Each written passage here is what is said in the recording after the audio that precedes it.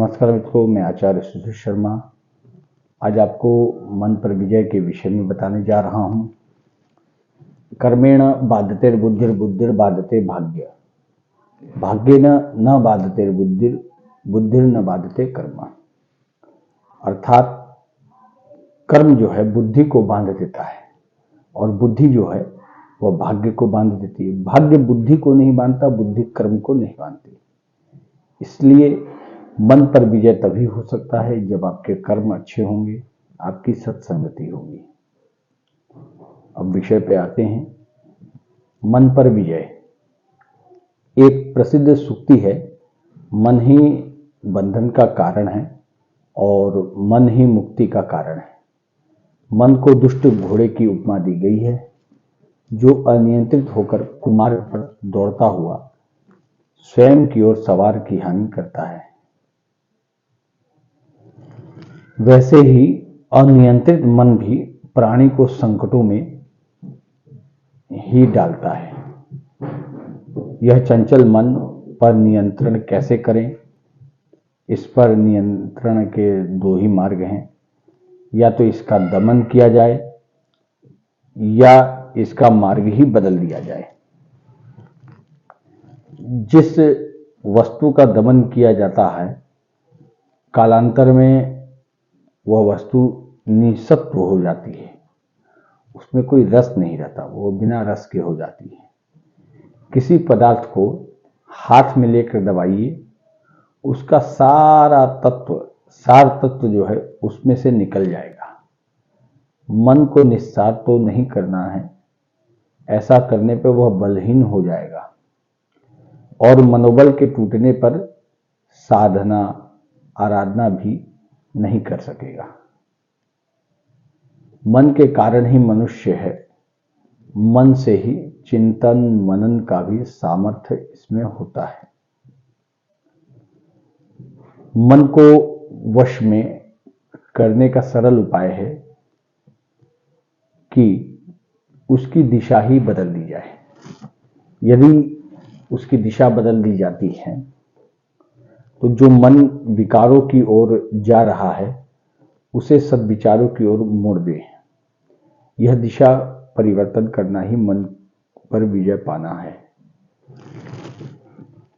पदार्थों की तरफ आसक्ति ही मनुष्य को दिग्भ्रमित करती है।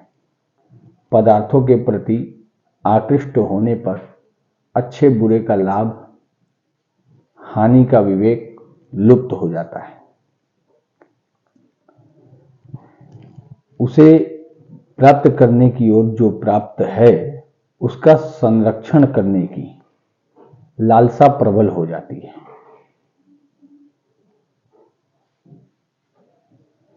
अतः मन को वश में करने का प्रथम उपाय है सत्य की संगति। जो सत्य है उसके साथ रहें और यथार्थ के साथ रहें तो वह मन भी अविश्वसनीय, यानी आप भी अविश्वसनीय बन जाएंगे। सत्संग में सत्य का अर्थ है श्रेष्ठ, उत्तम व अच्छा। इसका आशय यही है कि हम ऐसे व्यक्तियों की संगति में रहें जो श्रेष्ठ है, जिनका चरित्र या व्यवहार या आचरण श्रेष्ठ है। केशी भ्रमण ने गौतम गणधर से पूछा कि आपका मन आपको दुष्ट अश्व की भांति उन मार्ग पर क्यों नहीं ले जाता? तो ऋषि गौतम ने कहा, मैंने मन को धर्म की शिक्षा के द्वारा निग्रहित करता। मैं अपने मन को धर्म की शिक्षा के आधार पर निग्रहित करता हूं और उसे शास्त्र रूपी ज्ञान या शास्त्र ज्ञान रूपी रस्से से उसे बांध लेता हूं। इसलिए वह उन मार्ग पर नहीं जा पाता। ज्ञानी जनों का कहना है कि सीधा मन पर आक्रमण मत करो, इससे तो हमारा मन हमारे साथ हाथ से पारे के समान फिसल जाएगा और हम हाथ मलते रह जाएंगे। मनुष्य को प्रवृत्त करने के लिए मन, वचन और काया रूप 3 योग कहे गए हैं। इनमें मन सूक्ष्म है, इससे स्थूल है वाणी या वचन, और इससे भी स्थूल है हमारी काया, हमारा शरीर। यह काया से भी स्थूल वह आहार जिससे हमारे शरीर का निर्माण होता है। भारतीय पद्धति यह है कि स्थूल से सूक्ष्म की ओर बढ़ो।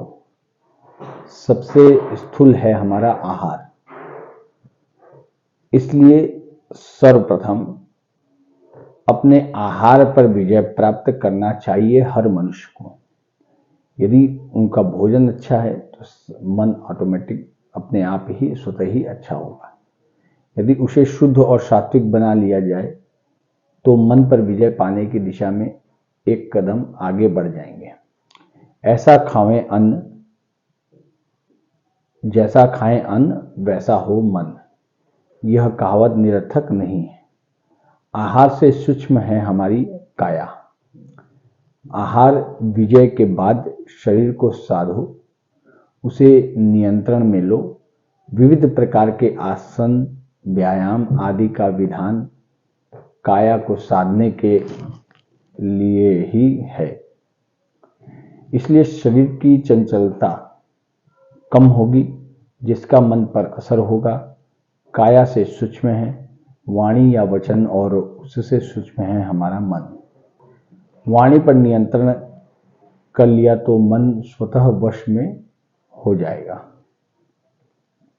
और लेकिन हम विपरीत क्रम से पुरुषार्थ करते हैं। सर्वप्रथम मन को जीतने का प्रयत्न करते हैं और वही हम मात खा जाते हैं।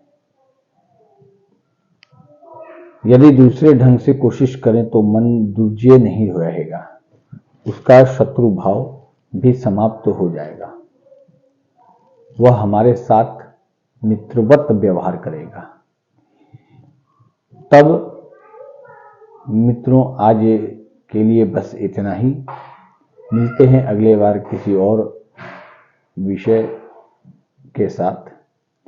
ये छोटा वीडियो है, परंतु आप इसे अपने अनुसरण कीजिए, इसका मनन कीजिए, क्योंकि हम कोशिश में हैं कि आप लोगों तक जो भी ज्ञान है, जो भी विषय है, वह सूक्ष्म से अति सूक्ष्म से सूक्ष्म करके उसको जो है प्रस्तुत कर सकें। और इसी के साथ अपने आज की वाणी को यहीं विराम देते हैं। जय विश्वनाथ, नमो नारायण।